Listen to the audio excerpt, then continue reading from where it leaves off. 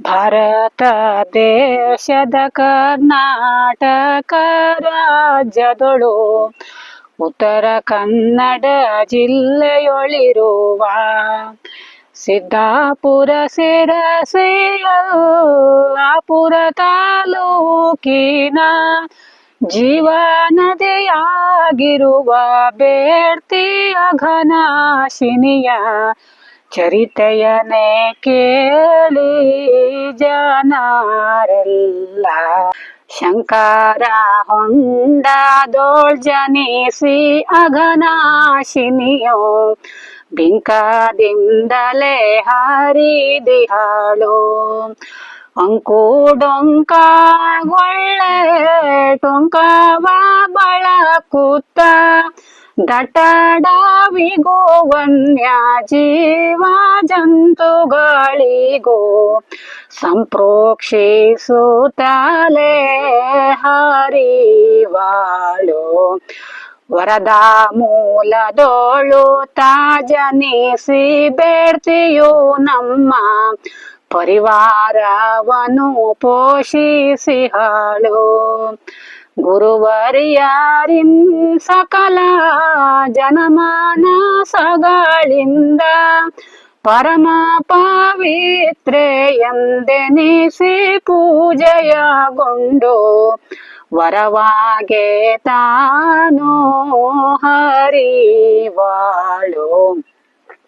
ಜನರ ಜೀವನವಾಗಿ ಕಾಡಿನ ನಾಡಿಯೇ ಆಗಿ ಜಾನುವಾರುಗಳ ಮೇವಾಗಿ ಸಾವಿರವನ ಜನ್ಯ ಜೀವಿಗಾಸರೆಯಾಗಿ ಜಲಚರಗಳಿಗೆ ಆಶ್ರಯ ಕೊಟ್ಟು ಸಲಹುವ ನದಿದ್ವಯರಿಗಿಂದು ಶರಣೆಂಬೆ. ದೇಶ ದೇಶದಿ ಬರುವ ಸಾವಿರ ಪ್ರವಾಸಿಗರ ಕಣ್ಮನ ಸೆಳೆವ ಜಲಧಾರೆ ಸಾಸಿರಲಿಂಗವ ತನ್ನ ಒಡಲೊಳಗಿಟ್ಟು ಈಶ್ವರನ ದರ್ಶನವ ನಿರುತವು ಕೊಡುತ್ತಿರುವ ನದಿದ್ವಯರಿಗಿಂದು ಶರಣೆಂಬೆ.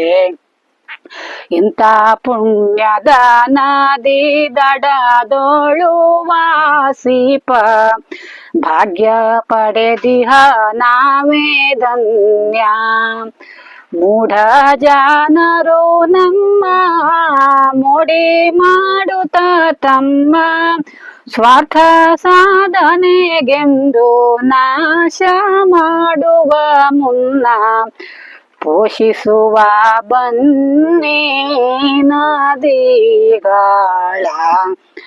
ಅಪ್ಪನ ಹೊಲ ಗದ್ದೆ ಅಮ್ಮನ ಹಿತ್ತಲು ಅಣ್ಣ ತಮ್ಮರ ಅಡಿಕೆ ತೋಟ ಕೊಟ್ಟಿಗೆ ಕರುವಿನ ಹೊಟ್ಟೆ ತುಂಬುವ ಮೇವ ನಿತ್ಯ ನೀರುಣಿಪ ಎಂತವರಿನ ಸಿರಿ ನೀನು ನಿನ್ನಲ್ಲಿ ಪಾಲ ಕೊಡಲಾರೆ.